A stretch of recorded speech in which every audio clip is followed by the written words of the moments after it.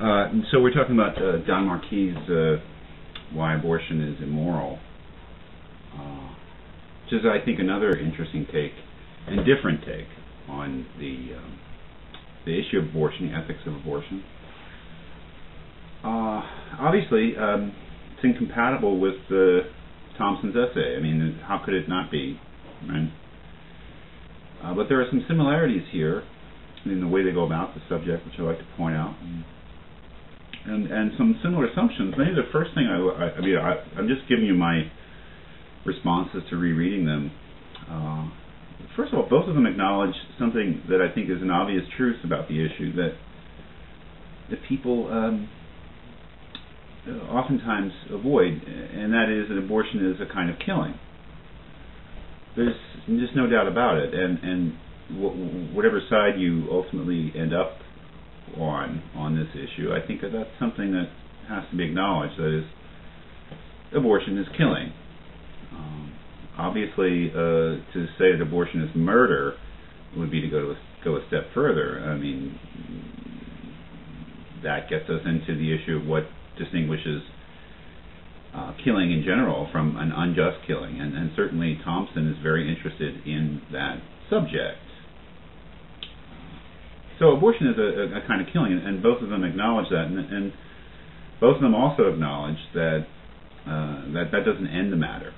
That is, that to acknowledge that abortion is a kind of killing does not mean necessarily that abortion is wrong. I think that was really an essential point for Thompson. That is, that of course abortion is killing, and she goes so far as to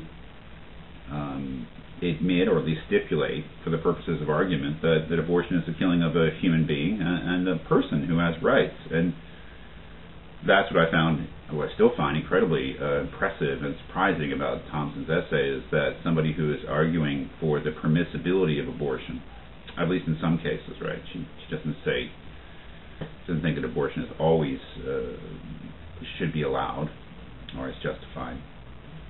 And that's what's really incredible about her essay, is that to admit from the outset that abortion is killing, and that abortion may be killing a person, does not decide the matter for her, because then it all sort of comes down to, if the fetus is a person, then certainly there's no reason not to say that the fetus has a right to life.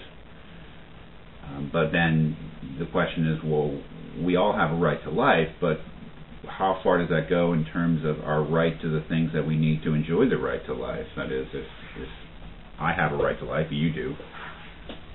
But do we have a right to everything that we would need to enjoy the right to life, that is, to sustain our lives? And her answer is no. I mean, that is that abortion is one of those cases in which basically doing something that kills a person cannot be considered an act of injustice. It may, in certain circumstances, be what she calls indecent, but it's not unjust, and therefore there is no wrong that is being done in many cases of abortion. So Marquis' essay is also interesting, I think, because here we have somebody who is arguing against abortion. Again, not in all cases. He leaves open the possibility that there are some morally permissible situations, or abortions, some situations in which abortion is morally permissible. But here is somebody who's generally arguing against, as he says, the vast majority of actual abortions performed, but makes no claim about the personhood of the fetus. That is, one of his really important points here is that he's not concerned with the so-called personhood debate, and that's the first section of his essay, in which he seeks to show that debate about whether the fetus is a person, and all that goes along with it in terms of the implications for abortion, that is an unresolvable debate.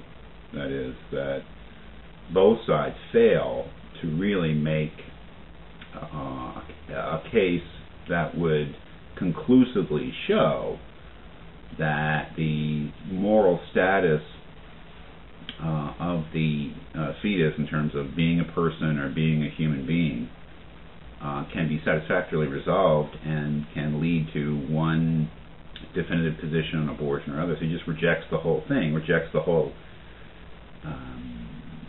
the notion of personhood or humanity or something like sanctity of life. That those things really don't need to be resolved in order to come to a definite understanding of the ethics of abortion and a definite position. Obviously, he is against abortion. So, yeah, the first section is very interesting in that it makes this argument that the arguments fail, and then it's really the second section of this essay by Marquis that presents his position. And again, it supposedly is a position that doesn't rest on any sort of definite proof about the personhood or lack thereof of the fetus. His strategy is different. Again, we have to admit that abortion is killing in order for this thing to work, and that is the fundamental assumption here, that abortion is a kind of killing, and then the question is whether that killing is wrong. Well, Marquis' strategy is to ask, well, why is any killing wrong? That is, we assume that some killing of human beings is wrong.